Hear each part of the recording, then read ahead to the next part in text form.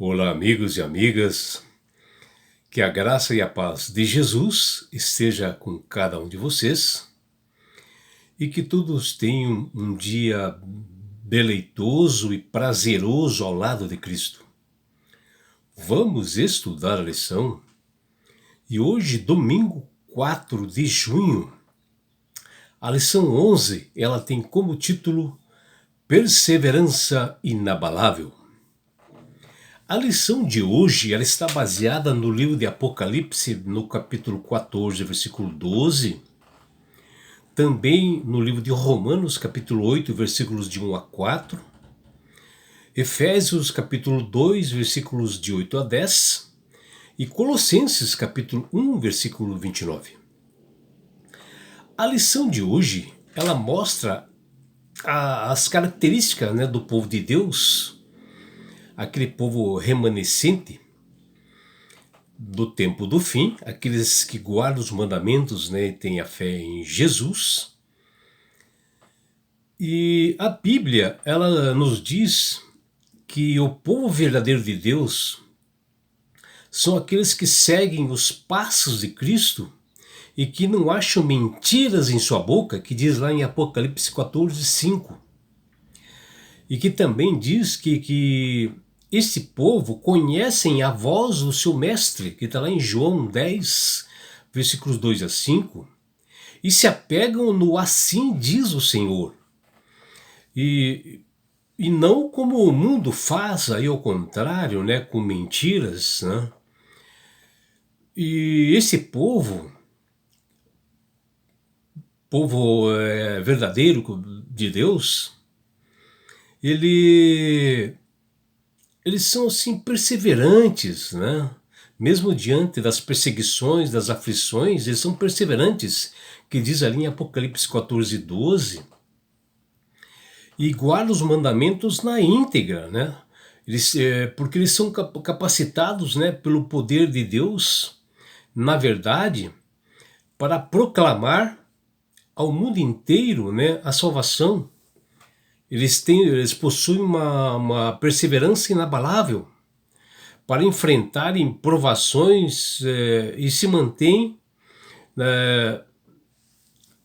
sempre ao lado de Cristo no tempo do fim. E tudo isto, ela é resultante de uma fé. E para que nós possamos ter a fé, como por exemplo a de Enoque, nós precisamos andar com Deus todos os dias, se aproximar dele, com estudos assim diários, ter uma comunhão com ele, se instruindo assim nas Sagradas Escrituras, conhecer o seu mestre todos os dias, andar com ele, clamar em oração, ter Jesus como seu amigo e que você possa ter assim uma conversa diária todos os dias, e através do poder dele ele vai inundando seu coração e você vai sendo guiado assim para preciosas verdades do Evangelho, e a sua fé começa a aparecer, e assim você recebe a graça de Jesus, porque Jesus ele tem um amor imenso pela sua humanidade caída, que ele morreu na cruz do Calvário por mim e por você.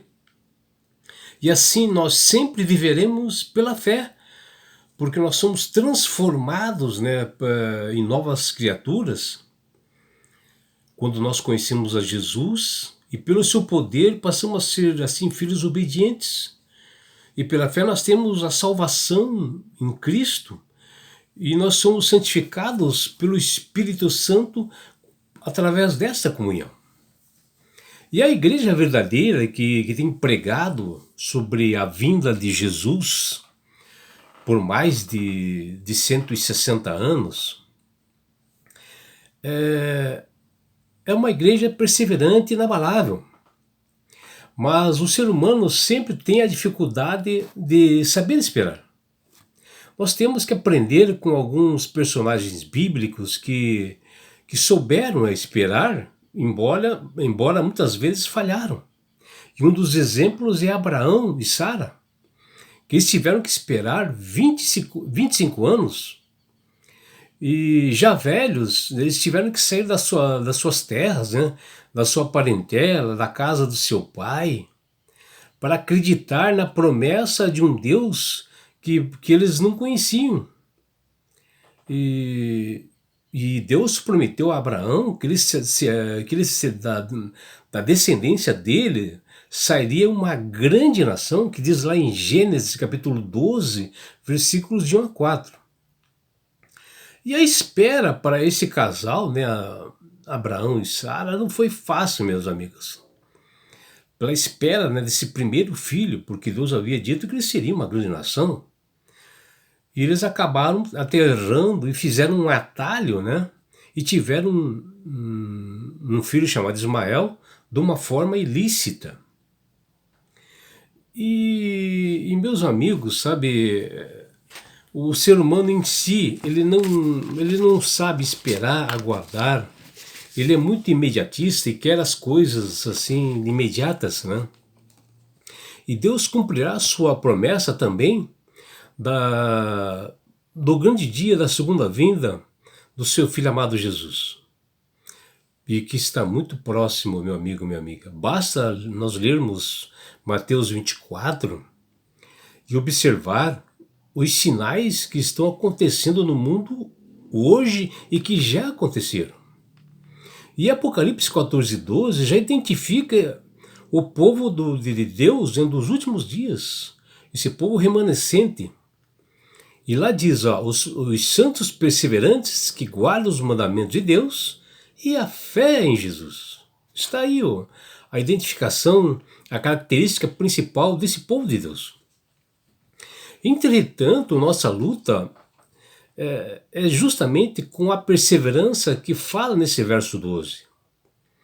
E também fala lá em Apocalipse 13:10, que será um aspecto essencial para cada pessoa no tempo do fim. Aquele que pertence ao povo de Deus, ele é fiel em tudo, conhece o cronograma do Criador e acredita no dom da profecia. Contudo, sua característica assim, mais urgente hoje é que nós venhamos a colaborar com todo o restante da humanidade e que nós possamos ser perseverantes. A perseverança nos capacita a nós enfrentarmos assim todos os tipos de aflições, provações, e com alegria, com esperança, com lealdade, que determinará de que lado nós estaremos, né, no fim dos tempos.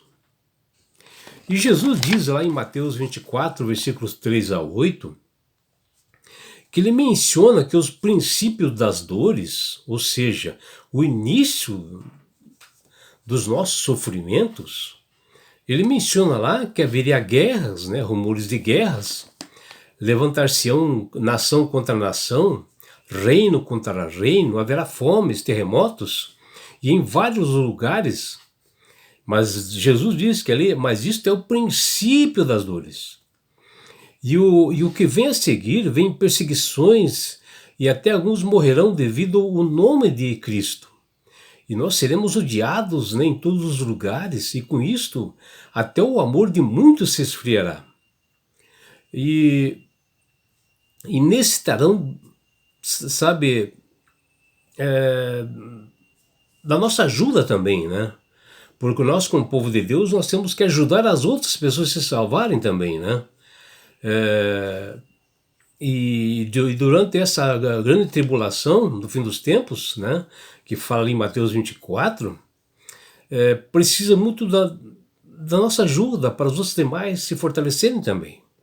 São tempos assim muito difíceis, né, que requerem muita perseverança, fidelidade, um desafio para todos nós. E depois do início das dores, Jesus diz que acontecerá a grande tribulação, que está lá em Mateus 24:15, onde será um período assim mais complicado e difícil da história da humanidade. Alguns estudiosos, né, das Sagradas Escrituras, em decorrências de outras perseguições que houveram no início, né, dos discípulos de Jesus, através da igreja também, que essa tribulação, essa grande tribulação, ela durará 7 anos. E eles mencionam que os 3 anos e meios iniciais serão assim de falsa paz, né? E a seguir vem um decreto mudando leis e tempo pela besta do Apocalipse, tá? E essa besta, ela muda o dia de guarda, dia de adoração que Deus determinou antes da fundação do mundo. E os 3 anos e meios finais, os últimos dias, serão assim de muito sofrimento, como nunca houve, como assim perseguições graves, né, a cristãos, e virão as últimas pragas. E é um sofrimento como nunca houve desde que foi criado o mundo, que o próprio Jesus fala. Mas aqueles perseverantes, fiéis a Jesus, que guardam os mandamentos, eles estarão ungidos pelo poder do Espírito Santo e eles aguentarão essas aflições, porque Deus dará força para eles, né, para suplantarem essas dificuldades. E assim como ao longo da história o povo de Deus sobreviveu assim a perseguições de Satanás, o povo remanescente de Deus do tempo do fim é um sobrevivente histórico, porque a Bíblia diz: irou-se o dragão contra a mulher e foi pelejar com o restante da sua descendência, que fala em Apocalipse 12:7. Então esse povo que irá ficar agora são um povo remanescente, né? Nós já originamos de outras pessoas que sofreram também.